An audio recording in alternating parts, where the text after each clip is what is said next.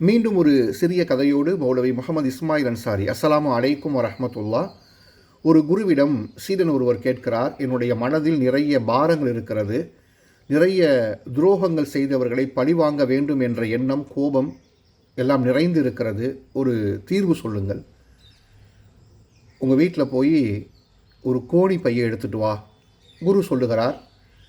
சிசியரும் கோணிப்பையை கொண்டு வந்து குருவிடம் காமிக்கிறார். இந்த பையை கையில் வச்சுக்க, எங்கெல்லாம் போகிறையோ, யாரெல்லாம் பார்க்குறப்ப உனக்கு கோபம் வருதோ, சினம் வருதோ, அப்போல்லாம் ஒரு உருளைக்கிழங்கை வாங்கி இந்த பைக்குள்ளே போட்டுக்க அப்படின்னு சொல்லி அனுப்புகிறாரு. அதே போல் இந்த சீடரும் செல்லுகிற இடத்திலெல்லாம் யார் மீதெல்லாம் சினம் ஏற்படுகிறதோ, விரோதம் வருகிறதோ, அப்பொழுதெல்லாம் உருளைக்கிழங்கை வாங்கி வாங்கி அந்த பையில் போடுறாரு. கொஞ்ச நாள் போன பிறகு அந்த பை வெயிட் அதிகமாகிடுது, கடுமையான சுமைகள் கூடுது. இன்னும் கொஞ்ச நாளில் ஒரு விதமான துர்நாற்றம் வீச ஆரம்பிச்சிருது. குருட்ட சொல்கிறாரு, இந்த பையில் சுமைகள் ஏற ஏற என்னால் தூக்க முடியல, பத்தாவதுக்கு பெரிய நாற்றம் வேற எடுக்க ஆரம்பிக்குது, என்ன செய்கிறது? இந்த கிழங்கை கொண்டு போய் கொட்டிட்டு வந்துட்டு இந்த குருட்ட இந்த சிஷியன் சொல்கிறாரு, நீங்கள் இப்போ சொல்ல வரக்கூடியது என்னென்னா, இது போல் உன்னுடைய மனசில் குரோதத்தை வச்சுக்காத, விரோதத்தை வச்சுக்காத, கோபத்தை வச்சுக்காத தானே சொல்ல போகிறீங்க, இதானே எனக்கு படிப்பினேன்னு கேட்குறாரு.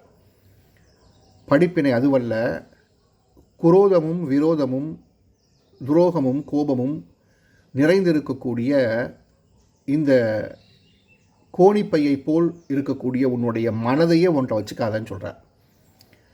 அந்த கோணிப்பை இருக்க போய் தானே உருளைக்கிழங்கை வாங்கி உள்ளே போட்ட, அந்த கோணிப்பை இருக்கிறதுனால தானே உனக்கு வெயிட் கூடிச்சு, அந்த கோணிப்பையால் தானே உனக்கு துர்நாற்றம் வீசிச்சு.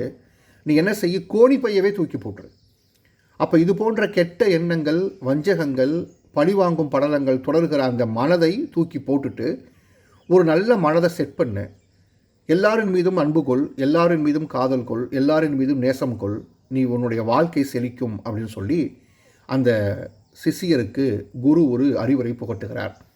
ஒரு சிறந்த படிப்பினை உண்டு இந்த கதையில். நம்மினுடைய எண்ணங்களை சீரமைக்க வேண்டுமென்றால் நம்மினுடைய மனதை ஒருநிலைப்படுத்த வேண்டும், மனதை விசாலமானதாக வைத்துக்கொள்ள வேண்டும். நம்மினுடைய மனம் எல்லாவற்றையும் வாங்கி உள்ளே போடுகிற ஒரு கோணிப்பையாக இல்லாமல் எல்லாவற்றையும் தவிர்த்து பெரும்போக்காக வாழுகிற ஒரு மனநிலையோடு நாம் இருந்தோம் என்று சொன்னால் நம்மினுடைய வாழ்க்கை மகிழ்ச்சிகரமாகவும் மங்களகரமானதாகவும் அமையும். எல்லாம் வல்ல இறைவன் கிருபை செய்வானாக. அஸ்ஸலாமு அலைக்கும் வரஹ்மத்துல்லாஹ்.